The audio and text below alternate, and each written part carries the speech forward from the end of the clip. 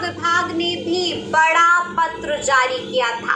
अब उस पत्र में क्या कुछ कहा गया था, क्या कुछ अपडेट आया था, जिस वीडियो में हम आपको यही बताने जा रहे हैं। तो आज इस मुद्दे पर सीधी बातचीत करने के लिए हमारे साथ जाने माने शिक्षक नवीन सर हैं। सबसे पहले बहुत शुक्रिया बातचीत जी धन्यवाद जी।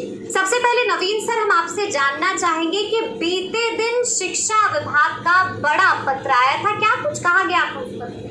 एक्चुअली में हमको लगता है कि ये जो पत्र यही पत्र है। इस पत्र में स्पष्ट सभी जिला शिक्षा पदाधिकारी को प्राथमिक शिक्षा निदेशक मिथिलेश मिश्र के द्वारा एक पत्र जारी किया गया था और ये था 1 to 5 और 6 to 8 के रिक्ति के रोस्टर के संबंध में। इनका हम बहुत टेक्निकल टर्म में नहीं जाएंगे क्योंकि टेक्निकल टर्म थोड़ा सा लंबा भी हो जाएगा और आम बच्चों को समझने में भी प्रॉब्लम होगा। तो सारांश में हम यही बताना चाहते हैं कि इस पेपर का आशय यही है कि जैसे TRE 1 हुआ आपका, TRE 2 हुआ, तो TRE 2 में आपका जो न्यू रिजर्वेशन पॉलिसी थी कि 65+10%, तो रिजल्ट उनका उस आधार पर बनाया गया। और जबकि अभी मामला फिर इसको लेकर के कोर्ट में मामला ये पहुंचा और कोर्ट के द्वारा गाइडलाइन जारी किया गया या निर्देश दिया गया कि नहीं, ओल्ड रिजर्वेशन पॉलिसी माना जाएगा, यानी 50% रिजर्वेशन पॉलिसी और EWS का 10% का, और इसी आधार पर आगे का रिजल्ट बनाने की बातें कही गई। फिर बिहार सरकार इसको लेकर सुप्रीम कोर्ट में चली गई और सुप्रीम कोर्ट में फिर इस मामले पर सुनवाई करते हुए फिर सितंबर तक का टाइम भी लिया गया। तो उसी के आलोक में बिहार सरकार के द्वारा रिजल्ट देने की बातें कही गई।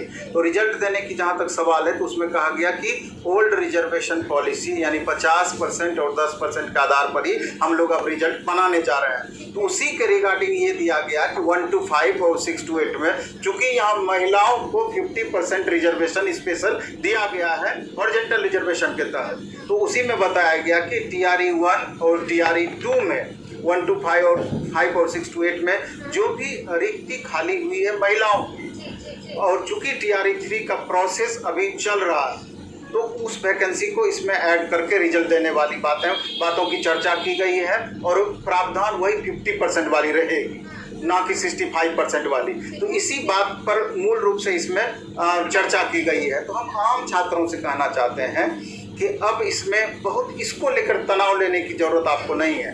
आपका काम है पढ़ाई करना, या फिर आप एग्ज़ाम दिए अपने रिजल्ट का आप इंतज़ार कर रहे हैं, तो ये टेक्निकल चीज़ राजनेताओं के लिए आप छोड़ दीजिए, उनको जो करना है इसको करने दीजिए। आप इसमें उलझने का प्रयास नहीं कीजिए और पूरी तरीके से हर बातें इसमें क्लियर हैं कि ओल्ड रिजर्वेशन पॉलिसी के आधार पर आप आगे आपका रिजल्ट बनेगा, उसी में चर्चा किया गया है। और महिलाओं का जो 50% रिजर्वेशन का प्रावधान था उसके लिए रोस्टर तैयार, उसके लिए रोस्टर, हाँ उसी के लिए रोस्टर तैयार करने की, चूंकि TRE 3 का रोस्टर क्लियरेंस का काम चल रहा है, तो इससे पहले जो TRE 1 और TRE 2 में जो भी सीट रिक्ति हुई है, चाहे जिस कारण से खाली हुई हो, क्योंकि वहाँ पर आप देखें कि अदर स्टेट का कैंडिडेट का 90 मार्क्स से कम सीटेट में आए थे तो उसको बाहर किया गया, डॉक्यूमेंट्स वेरिफिकेशन में बाहर किया गया, सब्जेक्ट कम्बिनेशन में बाहर किया गया, तो वहाँ पर जो रिक्ति बनी और जो TRE 3 में उस रिक्ति को ऐड होना है, तो उसी के रिगार्डिंग इसमें डिटेल उसका किया गया है। तो मामला बस इतना ही है। अच्छा, हम आपसे जानना चाहेंगे कि इस आदेश का असर BPSC TRE 3.0 पर कैसे पड़ेगा? कुछ भी नहीं आदेश का असर पड़ना है, सिर्फ समझने का फेरा कि वहाँ पर TRE 2 में प्रोसेस क्या अपनाया गया और TRE 3 में स्पष्टतया 50% रिजर्वेशन पॉलिसी को अपनाया जाना है। यही आदेश मिला है, इसको फॉलो करना है, बाकी कुछ भी नहीं है। बाकी कुछ भी नहीं है, मतलब कि परीक्षार्थियों को परेशान होने एकदम परेशान होने की जरूरत नहीं, बिल्कुल भी परेशान होने की जरूरत नहीं। अच्छा नवीन सर, बीते दिन एक और खबर चली थी BPSC TRE 3.0 के रिजल्ट को लेकर, आपको क्या लगता है कब तक जारी हो जाएगा BPSC TRE 3.0 का रिजल्ट? पहले तो सवाल उठता है कि आंसर की और OMR वाला प्रोसेस की बातें हैं, तो हमको लगता है कि बीच में काफ़ी उतार चढ़ाव तनाव वाली स्थिति भी बनी। आप देखे होंगे कि डेटा लीकेज वाली बातें आई और इस पर BPSC के द्वारा भी सफाई दिया गया, शिक्षा मंत्री के द्वारा भी सफाई इसके रिगार्डिंग दिया गया और आर्थिक अपराध इकाई के द्वारा फिर मोबाइल नंबर वगैरह भी जारी किया गया कि अगर आपको फ़ोन आता है तो इस पर तुरंत आप कंप्लेंट करें। तो बाकी प्रोसेस जिस तरीके से अभी आप देखे होंगे कि बताया गया है कि रिजल्ट आपका 50% रिजर्वेशन पॉलिसी के आधार पर दिया जाएगा और तीसरे से चौथे सप्ताह के अंदर में आपका रिजल्ट दिया जाएगा। तो स्वाभाविक है कि अगर अगस्त के तीसरे सप्ताह में रिजल्ट देने की बातें की जा रही है तो एनी हाउ बीपीएससी को 2 से 4 दिन के अंदर में आंसर की जारी करना ही होगा, तभी जाकर के इतनी जल्द बाकी प्रोसेस को पूरा किया जाएगा। क्योंकि आंसर की जारी करेंगे फिर उस पर दावे आपत्ति होंगे, फिर स्टूडेंट अपना दावा पेश करेगा, तो फिर 2, 4, 5 दिन 1 सप्ताह उस प्रोसेस में लगेगा। मेरे ख्याल से जो ही लेट हो रहा है कभी भी ये बीपीएससी के द्वारा जारी किया जा सकता है, कभी भी जारी किया जा सकता है आंसर की। और आप ये कह रहे हैं कि मिड अगस्त तक संभावना है कि रिजल्ट भी जारी हो जाएगा। निश्चित रूप से तीसरा या चौथा सप्ताह में रिजल्ट की ही बातें हो रही है। 15 अगस्त से लेकर 20 अगस्त के बीच में संभवतः रिजल्ट दिया जा सकता है। संभवतः रिजल्ट दिया जा सकता है। अच्छा नवीन सर, हम आपसे ये भी जानना चाहेंगे कि दिल्ली हादसे के बाद आपने देखा था कि कोचिंग इंस्टीट्यूट्स के साथ पटना डीएम की बैठक हुई, उस बैठक में आप भी शामिल थे, क्या कुछ हुआ था? एक्चुअली में चूँकि छात्रों की सुरक्षा सर्वोपरि होनी ही चाहिए, क्योंकि जिस तरह से हृदय विदारक घटना दिल्ली में घटी, जितनी निंदा की जाए कम है और निश्चित रूप से सभी को काफ़ी सोचने पे मजबूर कर दी।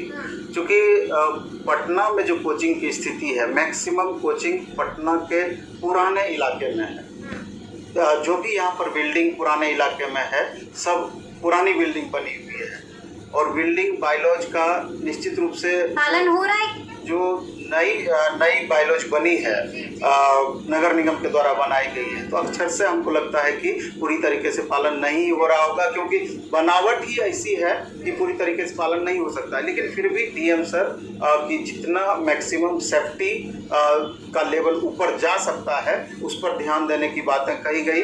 और आपको चाहे वो फायर से रिलेटेड सेफ्टी हो या फिर एग्जिट से रिलेटेड हो या फिर जो नॉर्म है कि 1 स्क्वायर मीटर में आपको बच्चों को बैठाना है, ओवर क्राउडेड नहीं होनी चाहिए, हर छोटी छोटी बातों पर चर्चा हुई और सख्त निर्देश भी दिया गया। सख्त निर्देश भी दिया गया, प्यार से सख्त निर्देश उसको आप बोल सकते हैं कि आपको 1 महीने के अंदर में, हम 1 महीने तक आप लोगों को कुछ नहीं करने जा रहे हैं, लेकिन वेरिफिकेशन हमारा कंटिन्यू रहेगा, कमियां हम लगातार निकालते रहेंगे, लेकिन 1 महीने के अंदर में सारी कमियों को दूर कर लेना है। और जो कोचिंग रजिस्टर्ड नहीं है 1 महीने के अंदर में उनके हाथ में रजिस्ट्रेशन होना ही चाहिए। नहीं तो ताला कभी भी लग सकता है। ताला कभी भी लग सकता है। अच्छा, बीते दिन भी आपकी मीटिंग हुई है, मुलाकात हुई है एसडीएम साहब से? कल एक छोटी सी मीटिंग थी। सर के द्वारा यही कहा गया कि हम लोग जब वेरिफिकेशन में जाते हैं तो चूँकि पूरी तरीके से लाव लश्कर के साथ पहुंचना होता है, तो वैसी परिस्थिति में बहुत सारे कोचिंग बंद करके निकल जाते हैं, बंद करके फरार हो जाते हैं। तो वैसी स्थिति में एग्जैक्ट डेटा हम लोगों को मिल नहीं पाती है। क्योंकि हमारा कोचिंग का एसोसिएशन है, कोचिंग एसोसिएशन ऑफ भारत, तो सर के द्वारा यही कहा गया कि अगर एसोसिएशन हमको मदद करती है, मदद करने का आशय ये है कि हर एक अलग अलग थानों के अंतर्गत जितने भी छोटे छोटे बड़े कोचिंग्स हैं, अगर उनका डेटा हमको प्रोवाइड किया जाता है तो हमको थोड़ा सा वेरिफिकेशन में ईजी हो जाएगा। आप सिर्फ डेटा प्रोवाइड कर दीजिए, हम अपने स्तर से वेरिफिकेशन कर लेंगे। तो निश्चित रूप से उनका ये सराहनीय कदम था और एसोसिएशन का भी से भी जहाँ तक संभव हो पाएगा हम लोगों ने मदद करने का आश्वासन सर को दिया और आज से हम लोग भी डेटा कलेक्ट करके सर को भेजना स्टार्ट करेंगे। एसडीएम साहब को भेजना शुरू जी। अच्छा, हम आपसे जानना चाहते हैं कि आपसे कुछ दूरी पर खान सर की भी कोचिंग है और वहाँ पर ताला बंद है, क्या कुछ हो गया है? नहीं, ऐसा कुछ भी मैटर नहीं है। मापदंड पर खड़े नहीं, वो अलग इशू है। अभी मकान मालिक का कोई इशू था, वो मकान का अपना ढलाई वगैरह कुछ करवा रहे थे, उसके रिगार्डिंग 2-4 दिन के लिए, इस सप्ताह भर के लिए कोचिंग उन्होंने बंद रखा। और रिंग रोड वाली कोचिंग में भी ताला लगा। हाँ, तो वो अपने सुरक्षा के दृष्टिकोण से हो सकता है कि बाकी जो प्रोसेस होंगे उसको पूरा करने का प्रयास कर रहे होंगे, लेकिन कहीं से भी प्रशासन के द्वारा उनको बंद करने का नोटिस नहीं दिया गया। 1 महीने के अंदर में बताया गया कि जो भी आपके पास कमियां हैं उसको आप दूर कर लें, जैसे अन्य कोचिंग वाले को भी बोला गया। तो बातें यही है, बाकी सरकार के द्वारा कुछ भी ऐसा निर्देश नहीं है। अच्छा, एक और खबर है, ये मेरा अंतिम सवाल भी होगा आपसे कि कहा तो ये भी जा रहा है कि उस बैठक के भीतर कोचिंग विलेज की भी चर्चा हुई है। कोचिंग विलेज क्या है? नहीं, एक्चुअली में हम लोगों का बहुत दिनों से एक मांग था कि चूँकि अभी जो वर्तमान कोचिंग की स्थिति है, जैसा कि हम आपसे भी चर्चा किए कि पुराने इलाके में मैक्सिमम कोचिंग है, काफ़ी क्राउडेड एरिया है और हर चीज़ का व्यवस्थित तरीके से समायोजन संभव नहीं है। इसलिए अब वैसा समय आ रहा है कि आप कहीं भी शहर से थोड़ा सा हट करके, शहर से बाहर एक बड़ा सा एरिया जो कि जिसमें सारे कोचिंग एक जगह कलेक्ट हो पाए, सारे कोचिंग एक जगह कलेक्ट हो पाए। जैसे कि अभी राजस्थान में आप कोटा देख रहे हैं, जयपुर में भी इस तरह की व्यवस्थाएं दी जा रही है, क्योंकि अब समय का ये मांग कैसा करने से क्या होगा कि जैसे एक जगह सरकार के द्वारा बड़ा सा हॉस्टल बना दिया गया, सारी व्यवस्थाएं दे दी गई, कोचिंग को अपनी क्षमता अनुसार अलॉटमेंट दे दिया गया। तो अगर एक जगह सारा व्यवस्थित रूप से रहेंगे तो हमको लगता है तो ना तो छात्रों को बहुत दिक्कत होगी, ना शिक्षकों को दिक्कत होगी और सरकार को भी प्रशासन को भी किसी तरह से मैनेजमेंट में प्रॉब्लम होगा। यानी कि मुसल्लापुर हाट से तमाम कोचिंग इंस्टीट्यूट बंद हो जाएंगे? नहीं, ये जैसा कि डीएम सर के पास भी हम लोगों ने ये बात रखा था और सरकार के पास भी हमारा ये मामला चल रहा है, बिहार सरकार के पास में। तो ये थोड़ा दूरगामी प्रोजेक्ट है, 2-4 साल 5 साल में तो ये चीज़ संभव नहीं है, लेकिन हम लोग लगातार मांग कर रहे हैं। अगर सरकार ऐसा चाही तो भविष्य में हम लोगों के लिए अलग अलॉटमेंट दे करके उस तरह की व्यवस्था दे सकती है। उसको हमने कोचिंग विलेज का रूप नाम दिया। जैसा कि मैंने आपसे कहा कि कोचिंग विलेज क्या है, चलिए तो सुना आपने कि क्या कुछ बताया है नवीन सर ने, तफसील से हम लोगों ने चर्चा की है, आपको बताया है कि आखिर शिक्षा विभाग का नोटिस क्या कुछ कहता है। तो फिर ये पूरी बातचीत आपको कैसी लगी है कमेंट करके हमें ज़रूर बताइएगा। तो ऐसे तमाम अपडेट्स के लिए ऐसे ही हमारे साथ बने रहिएगा और देखते रहिएगा लाइव सिटीज। बहुत शुक्रिया।